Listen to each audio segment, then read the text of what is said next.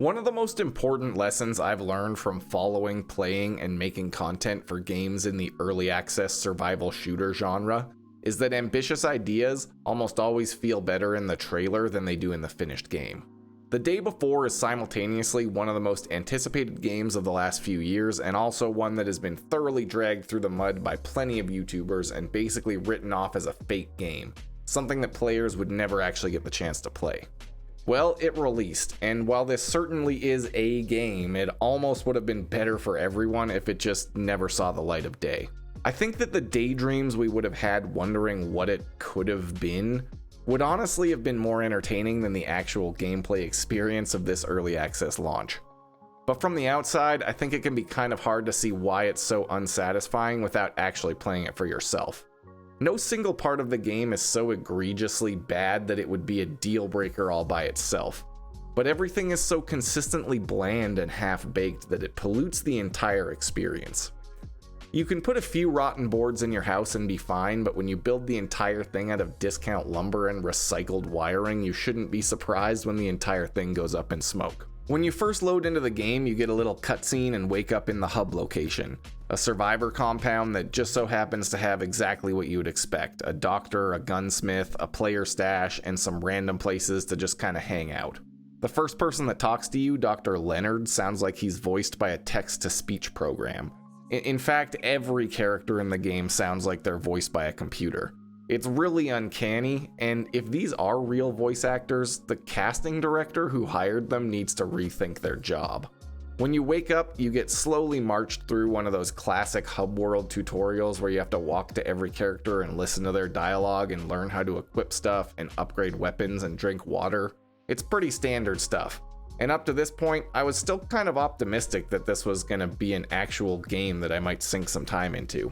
Then you're sent out into the city, and that's basically where any coherent structure to the game ends. The gameplay loop is basically just Escape from Tarkov or DMZ from Call of Duty. You go out into the world, you get loot, you go to extraction, you sell loot, and you buy stuff. Now that's a pretty tried and tested gameplay loop, but in other games that have been successful with it, they have something more to offer, or something unique that makes it stand apart from everything else.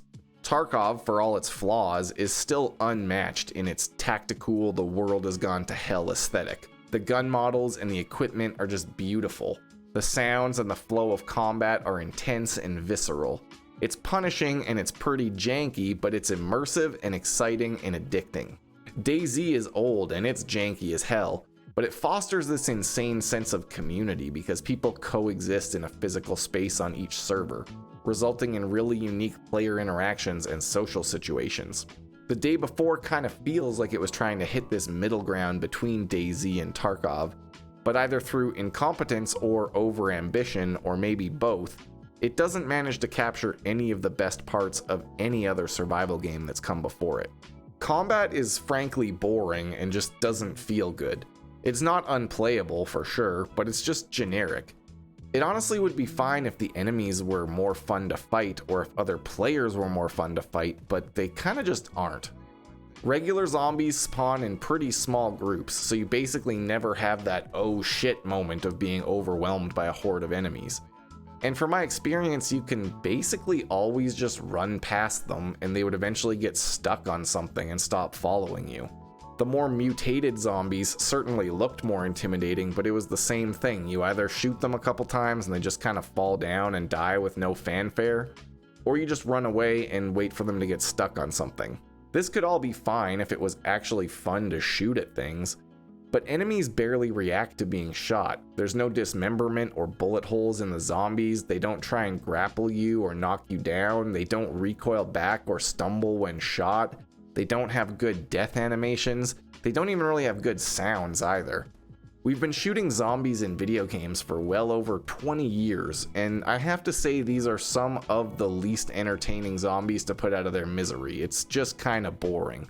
On the other side of combat, we have the PvP, and it's kind of been accepted that in these PvPvE games, you can have crappy PvE as long as players have fun with the PvP.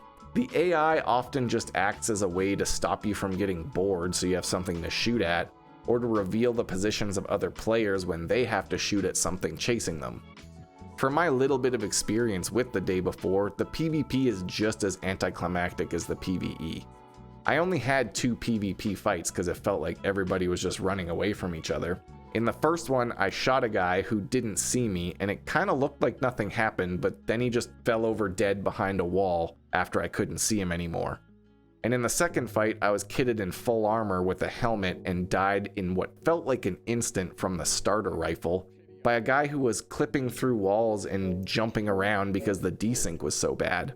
I'll admit, looting my first PvP kill was exciting, but of course it is. That's the entire hook of these games.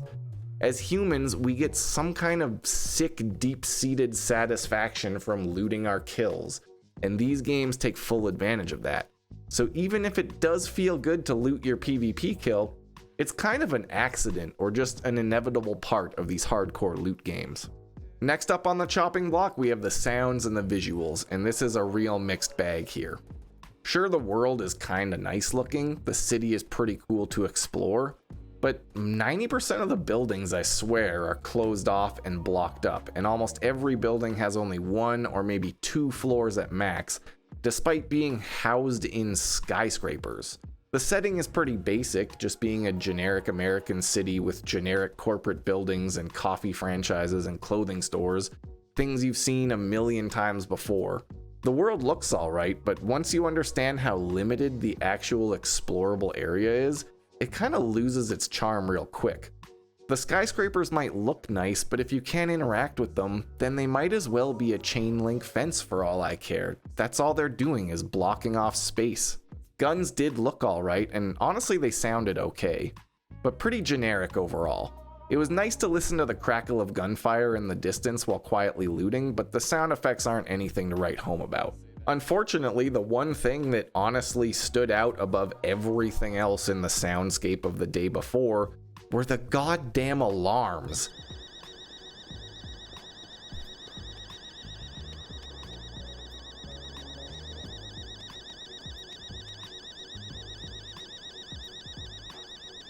Those alarms are the worst, man. Anyone who plays this game, even for 20 minutes, will likely remember these bloody alarms more than any other single part of the game. Everywhere there is car alarms and store alarms and house alarms, and they just picked the most aggravating high-pitched beeping noise for this sound effect. It's worse than the reserve alarm in Tarkov, and I didn't think that was possible, to be quite frank. You have to walk like 2 to 3 blocks away from these alarms to get them to stop. And guess what? By the time you get that far away, you find another store with another alarm and the cycle just repeats itself. I honestly kind of can't believe that someone okayed that sound effect to be in the full game. It either speaks to a complete lack of understanding about what players will dislike about your game, or a total lack of playtesting, because it only took me about 10 minutes to realize that that sound effect is just aggravating. Overall, I would describe my time with the game to be aggressively mediocre. I didn't really go in with a hate boner for the game like some people, but I wasn't super hyped either. I just hoped it was kind of fun, maybe a nice distraction until Tarkov wipes, or something to follow along and watch the development. But honestly, it failed at even meeting that low bar. Not because of any one thing that was utterly horrendous, but because all of it put together was just so meh. It's just an extraction shooter with free asset store zombies in it. The quests were all go get 3 batteries. The PvP is all one-shot ambushes or desync fights. The NPCs are boring and sound like they're voiced by robots. The hub area is painfully generic. It's all just kind of like drinking tap water. For me, it's easy to see why people got excited for this game though. Things move really slow in the hardcore survival genre, and we're pretty much all playing games that are over 5 years old. Almost every person who plays games like Tarkov or DayZ has probably been in the situation where you're just kind of desperate for a new experience, a new game to play that scratches that survivalist itch. But inevitably, you're back on the old game a few weeks later because it turns out that wanting a game to be good does not in fact make a game good. And honestly, us content creators sometimes don't help with this classic cycle of overhype and underdelivered survival games.